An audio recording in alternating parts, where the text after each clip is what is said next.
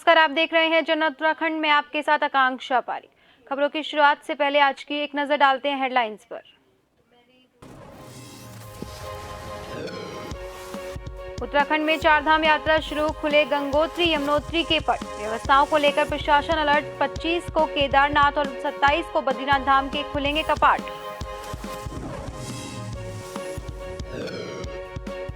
तीर्थ पुरोहितों ने सीएम पुष्कर सिंह धामी का जताया आभार, मुख्यमंत्री को लिखा पत्र। यात्रियों की पूर्व निर्धारित संख्या का प्रतिबंध समाप्त करने पर दिया धन्यवाद।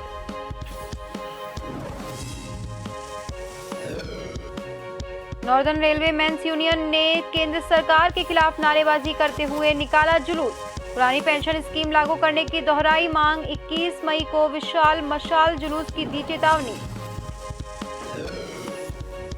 नेपाल सीमा से सटे इलाके में मवेशियों में फैली अज्ञात बीमारी, कई मवेशियों की हुई मौत, कई घायल। पशुपालन विभाग की बेरुखी से ग्रामीणों में रोष। और धूमधाम से मनाया जा रहा ईद उल फितर का त्योहार, ईदगाह में नमाज की गई अता। अमन, चैन और भाईचारे की मांगी दुआ।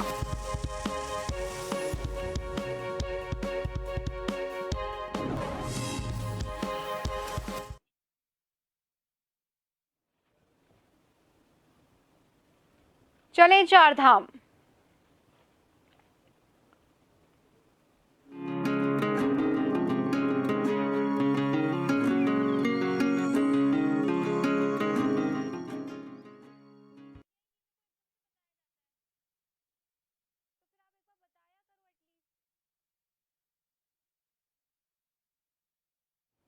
उत्तराखंड में 22 अप्रैल से चारधाम यात्रा शुरू हो गई है। अक्षय तृतीया के मौके पर वैदिक मंत्रोच्चारण, पूजा अर्चना के बाद सर्वथा सिद्धि योग में श्रद्धालुओं के दर्शनार्थ गंगोत्री धाम के कपाट 12:35 और यमुनोत्री धाम के कपाट 12:41 पर खोले गए। इसके साथ ही चारधाम की यात्रा का शुभारंभ हो गया। गंगोत्री यमुनोत्री धाम के कपाट खुलने के बाद प्रधानमंत्री नरेंद्र मोदी के नाम से विशेष पूजा अर्चना की गई। उत्तराखंड के मुख्यमंत्री पुष्कर सिंह धामी गंगोत्री धाम के कपाटोद्घाटन कार्यक्रम में शामिल हुए।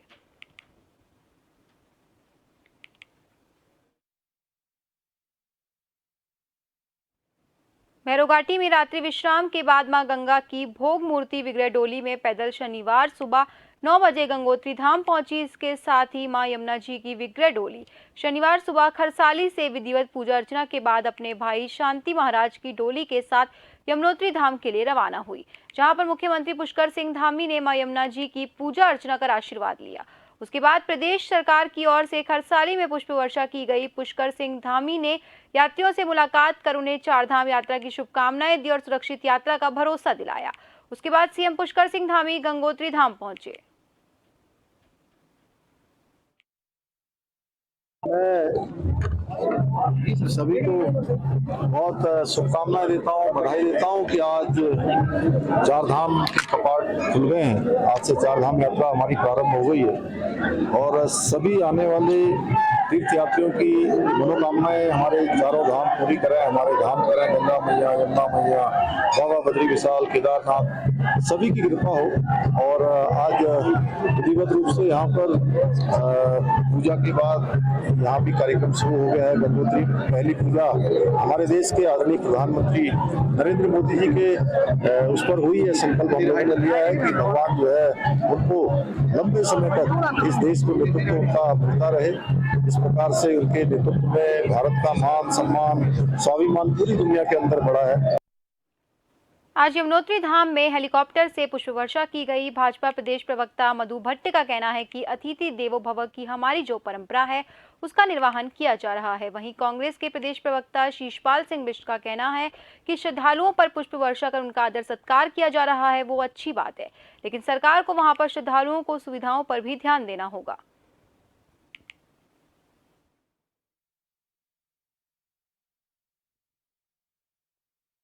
एक पहली बार ऐसा किया जा रहा है, एक बहुत कि जो हमारे जो श्रद्धालु आ रहे हैं उनका जो हम स्वागत करने जा रहे हैं पुष्प वर्षा से, हम उनका भी स्वागत करके भगवान बद्री केदार का तो हम समय समय पर पहले भी हमने ये किया है, पुष्प वर्षा की है।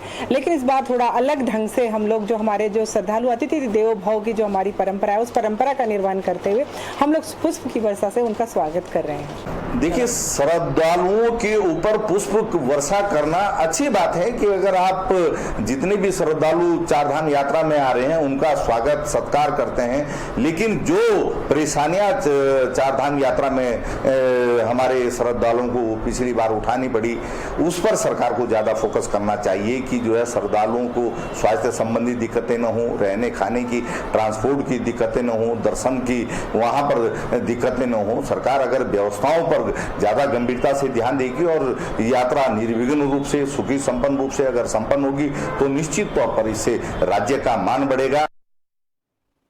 कैबिनेट मंत्री सतपाल महाराज का कहना है कि चार धाम यात्रा यात्रियों के लिए यात्रा सरल, सहज, सुगम और सुरक्षित हो सके, इसके लिए प्रदेश सरकार हमेशा से तैयार है। उन्होंने कहा कि सरकार ने चार धाम सहित हेमकुंड यात्रा के लिए भी अपनी सभी तैयारियां पूरी कर ली है। चार धाम में आने वाले श्रद्धालुओं की सुरक्षा और सहायता के लिए आउटसोर्स माध्यम से पुरुष और महिला पर्यटन सहायता और सुरक्षा मित्र की तैनाती की जा रही है। उन्होंने बताया कि 18 फरवरी 2023 से शुरू हुए चार धाम और हेमकुंड यात्रियों के पंजीकरण के तहत अभी तक 16,89,496 यात्री अपना पंजीकरण करवा चुके हैं।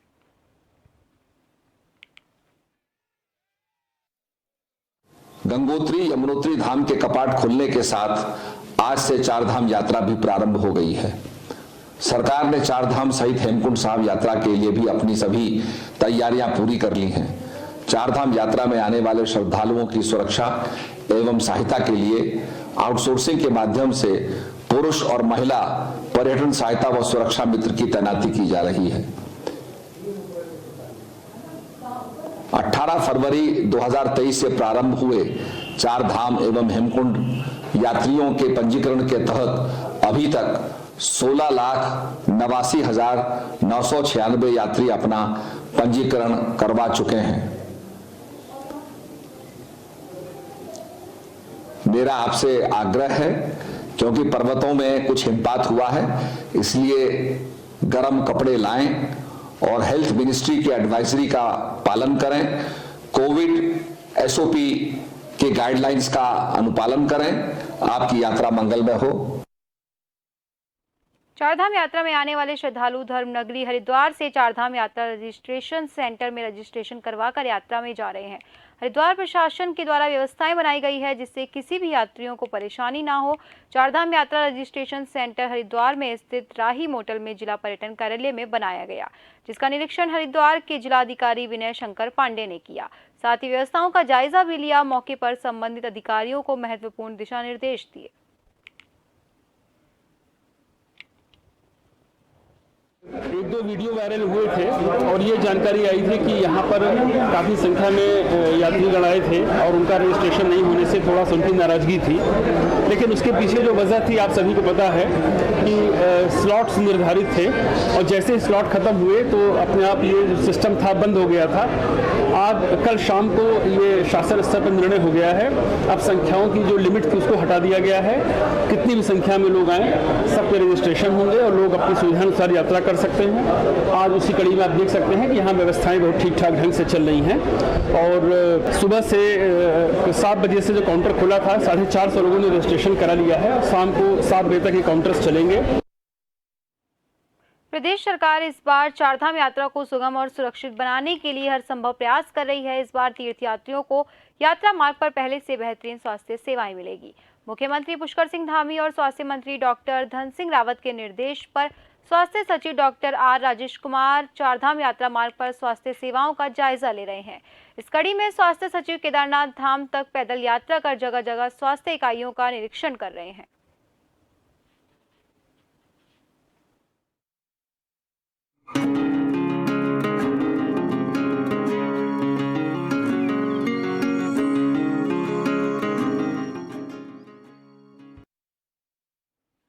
इसी के साथ खबरों में वक्त तो चला एक छोटे से ब्रेक का। जल्द लौटेंगे, बने रहिए जन टीवी के साथ।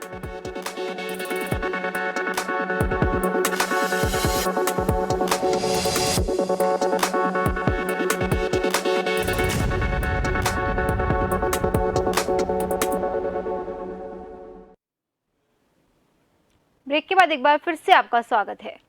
यात्रियों की पूर्व निर्धारित संख्या का प्रतिबंध समाप्त किए जाने पर श्री 5 मंदिर समिति गंगोत्री धाम और समस्त रावल तीर्थ पुरोहितों ने मुख्यमंत्री धामी का आभार जताया। समिति अध्यक्ष हरीश सेमवाल ने मुख्यमंत्री पुष्कर सिंह धामी को एक धन्यवाद पत्र लिखा।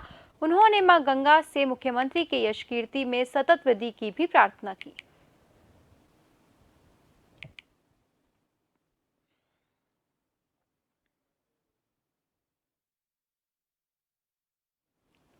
कैबिनेट मंत्री सतपाल महाराज ने ब्लॉक नारसन में लोक निर्माण विभाग की 1,83,00,000 की योजनाओं का लोकार्पण किया।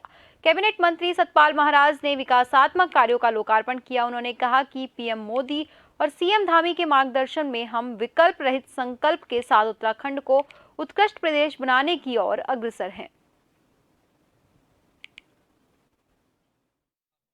विकासखंड नारसन के अंदर जो है ये मंगलौर से टांडा भनेड़ा आंतरिक सीसी इंटरलॉकिंग टाइल्स का जो है 60,98,000 और उसके बाद जो ये है लेबर हेडी भरतपुर के देवभूमि पब्लिक स्कूल के समीप जो है नहर की टंकी मार्गों का सीसी इंटरलॉकिंग टाइल्स द्वारा निर्माण कार्य का लोकार्पण 63,09,000 और माननीय मुख्यमंत्री जी की घोषणा इसमें जो है ये राजकीय नलकूप जो है 160 एलजी निर्माण का लोकार्पण 58,71,71,000 ये कुल मिलाकर के 1,82,78,000 विकास योजनाओं का आज लोकार्पण हमने किया है।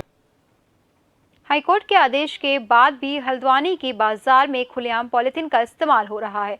यही वजह है कि कुमाऊं कमिश्नर दीपक रावत लंबे समय से नगर निगम को चेतावनी देते आ रहे हैं, पर हालात पहले जैसे ही हैं।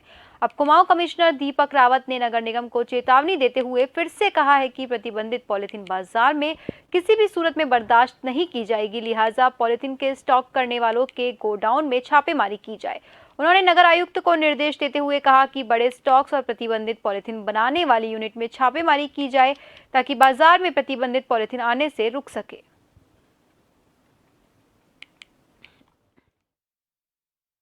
नगर निगम को यही है कि अभी भी पॉलिथीन का इस्तेमाल नहीं रुका है और बड़े आराम से देखा जा सकता है सिंगल यूज प्लास्टिक जो बैन हो चुका है उसको, और निर्देश यही हैं कि कौन इसको सप्लाई कर रहा है, कहाँ पे इसकी बड़े स्टॉक्स हैं और कहाँ पे इसके कारखाने हैं, इन पे ही छापेमारी की जाए। पब्लिक के लेवल पे थोड़ा अवेयरनेस हो सकती है, छोटी मोटी छापेमारी हो सकती है, लेकिन बड़ी छापेमारी स्टॉकिस्ट पे की जाए। ठीक है सर।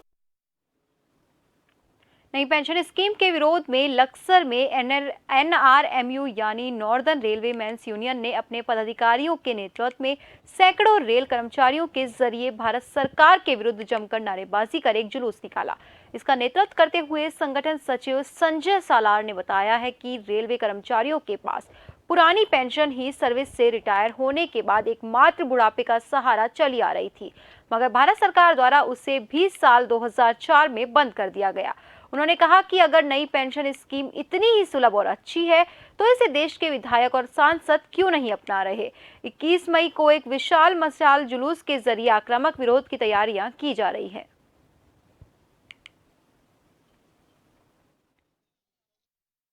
ये जैसा सब लोग जानते हैं, ये कर्मचारी के पास बुढ़ापे का सहारा एक पुरानी पेंशन स्कीम ही थी। भारत सरकार ने 2014 में जिसको बंद कर दिया था, 2004 में बंद कर दिया था और उसको नाम दिया था नेशनल पेंशन स्कीम। तो हम लोग उस चीज से नाखुश हैं।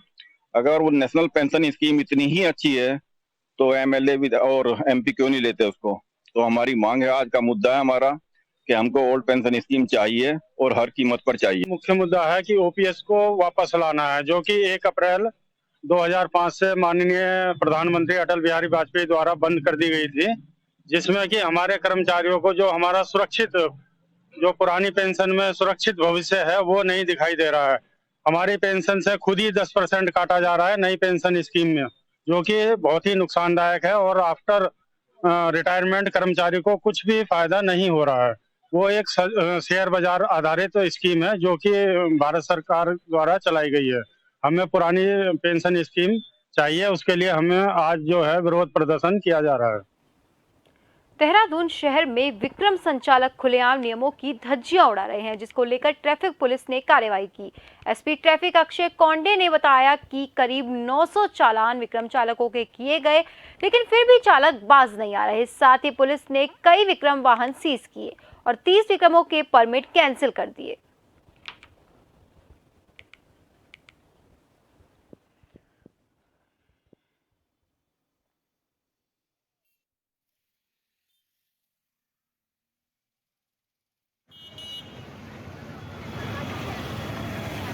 प्लीज। विक्रम चालक एक्चुअली विक्रम कॉन्ट्रैक्ट कैरियर्स में चलता है। विक्रम ने कहीं पे भी बीच में नहीं रुकना चाहिए, फिर भी वो पॉइंट टू पॉइंट कैरियर के रूप में चल रहे हैं, वो इलीगल है।